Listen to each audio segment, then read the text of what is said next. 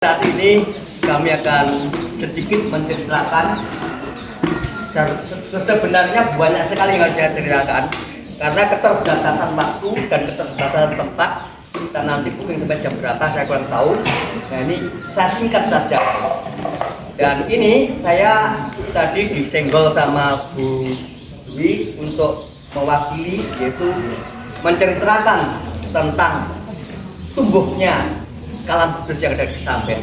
Pertama kali gereja Kalam Kudus Kesamben ini ada karena adanya persekutuan doa. Nah, persekutuan doa itu berada di rumah Bapak Suwandi, atau kemudian di sana yang ada yaitu waktu itu persekutuan doa ini diikuti oleh jadi Pak Wandi, Pak Dibyo, Pak Rusmaji, Pak Rismaji, Pak Endarso, Bapak saya. Kemudian diikuti yang muda, yaitu bapaknya Mbak Dela. Kemudian Pak Haryono. Nah, ini pemuda-pemudanya waktu itu. Ini berkumpul di sana mengadakan yaitu persekutuan doa. Nah, waktu itu saya masih muidil ya. Saya sering ikut. Nah, ini di ruang tamu. Di ruang tamu. Pada saat itu Pak Wandi itu kan pengusaha beras ya. Jadi di belakangnya itu ada beras-beras, di depannya itu dijejer-jejer itu kursi-kursi. Itulah awal mulanya yaitu persekutuan doa. Kemudian ini dilayani, maaf saya lupa, saya sebutkan ada Bu Nani ya, ada Bu Nani sebagai mahasiswa pada saat itu ya. Ini dilayani oleh misionaris yang namanya Miss Jamison dan Miss Newell dari Australia Pak ya, dari Australia. Nah, seringkali pada saat itu kami persekutuan doa itu pada hari Minggu jam 9 misalnya. Pagi kami sudah siap, biasanya kami sekeluarga jalan kaki dari rumah ke rumahnya Pak Wandi. Itu waktu itu belum seramai sekarang ya, belum seramai sekarang. Kendaraan mobil itu masih jarang sekali. Kadang-kadang ketika di pertengahan jalan kita dihampiri oleh Miss Jamison dan Miss Newell. Itu beliau menggunakan kendaraan PB Kodok ya. Pada saat itu saya senang sekali kalau naik mobil, soalnya belum pernah naik mobil ya, dihampiri kemudian diajak gitu nebeng, senang sekali. Kelihatan dari dalam tuh pohon tuh berjalan ya. Jalan. Itu bayangan saya waktu itu. Kemudian biasanya kalau pagi hari saya masuk ke sekolah, saya cerita pada anak-anak, aku ini numpak sedan ini meleduk, itu dong melaku kabeh. Kita kembali kepada persekutuan doa. Persekutuan doa tersebut lama-lama bisa semakin besar. Nah, akhirnya beliau-beliau yang sudah meninggal, yang sudah mendahului kita ini kami sebut sebagai perintisnya. Perintisnya ini mulai membuka, yaitu istilahnya gereja-gereja persekutuan doa bersama yang di wilayah Blitar ini. Halo Bos. Kemudian di Kesamben ini dibangun, tahunnya saya lupa ya, 60 sekian, itu dibangun gereja.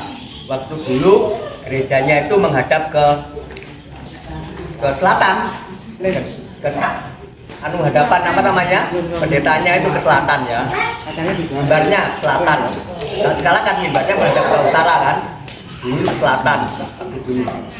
Nah, di saat itulah ya ada yaitu pelebaran, di mana yaitu mengabarkan Injil ya. Saya pernah juga ikut waktu itu dengan ayah saya dibonceng dengan sepeda ontel mereknya Hercules ya. Kalau dipancar klek gitu ya. Sekarang masih ada saksi hidupnya masih ada, barangnya masih ada. Saya simpan di Villa Sumbung. Ini biasanya melayani dari pos ke pos, mulai dari pos Kemiri Gede, Tepas, kemudian Pos Gajih, melebar lagi ke selatan, yaitu ke Mojorejo, ke Wates, kemudian sampai dengan Purworejo, yang ke utara juga demikian, ini Rejo juga, kemudian yang ke utara itu ke Kemiri Gede, Tepas, Boro itu paling muda kayaknya. Tepas, kemudian ke mana itu? Belum paling udah di Sumberono ya. Di sana dulu pernah ada ya. Burjo, kemudian ke Buro ya. Kemudian yang terakhir ada di Brandong. Ini kalau di Brandong ini yang paling sering ke sana waktu dulu itulah, yaitu almarhum Pak Subyo ya. Sana yang lain di sana. Itu waktu itu saya ingat saya di situ. Ini sebagian kecil saja, yaitu yang dapat saya ceritakan. Tentang suka dukanya banyak sekali.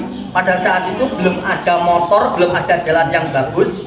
Jadi biasanya kalau saya pernah ikut yaitu ke Kemiri Gede, ya, ke Kemiri Gede dibonceng. Ngeposnya biasanya di rumahnya Mbak Endarso. Semua ngumpul di situ, ya, Kemudian Mbak Endarso ini sudah mempersiapkan berapa sepeda yang ke sana, yang mau melayani ke sana. Biasanya itu dibekali solet. Solet itu dari pling itu lah. Solet ya. Nah ini ke sana, ke Mojorejo, waktu hujan ya. Nah, itu banyak sekali lumpur. Kalau sudah lumpur begitu, roda nggak bisa jalan, berhenti dulu disoleti. Ini misinya, misalnya itu ya seperti itu. Mulai dari Pak Jebjo, Pak Resmadi, Mbah Endarso, Pak Jadmiko, Pak Haryono, Bapak saya sendiri Nangkulo Harjowisono. Ini berjalan membuka pos dari pos ya, mulai dari pos yang paling utara, kemudian pos selatan, pos timur dan barat. Itu yang seingat saya. Mungkin yang lebih jelas lagi ada yang lebih tua dari saya. Ini mungkin bisa melengkapi nanti kalau ada istilahnya kita membuat satu buku Pak, nanti bisa dilengkapi. Dan mungkin dari foto-foto mungkin masih ada yang mungkin tersimpan dari Mbak Endang atau Bu Emi, atau mungkin di Mas Anto mungkin ada yang bukan foto-foto waktu jadul dulu. Saya ada beberapa foto gitu, itu saya selipkan di buku. Dan sekarang bukunya itu masih ada, tapi kayaknya iya kelihatan nggak berani ngambil itu. Ada itu foto-fotonya itu. Waktu itu melayani bersama penginjil Chinese Pak siapa itu ya? Pak John Lim ya, yang orangnya yang keras itu lah. Pak John Lim. Ya Bu Bemi ya, John Lim ya. Yang John Lim ada fotonya itu, yang keras orangnya. Tapi bagus ya, bagus.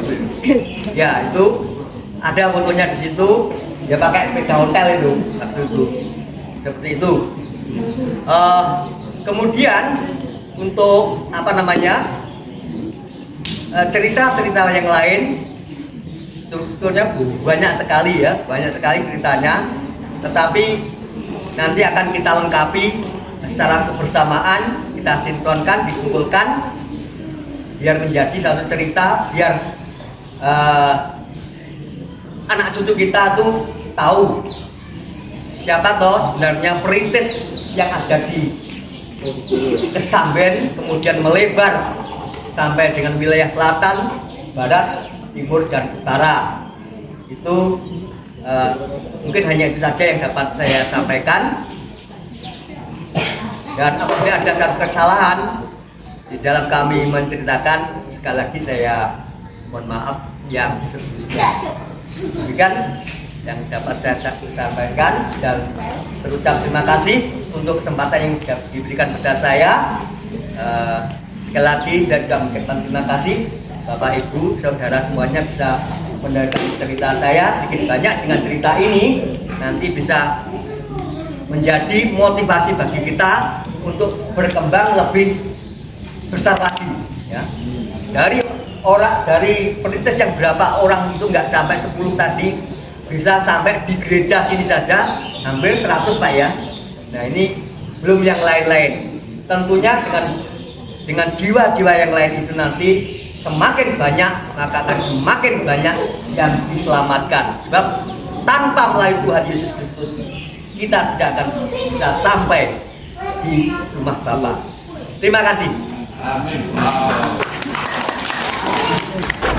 Terima kasih, Gusti memberkati.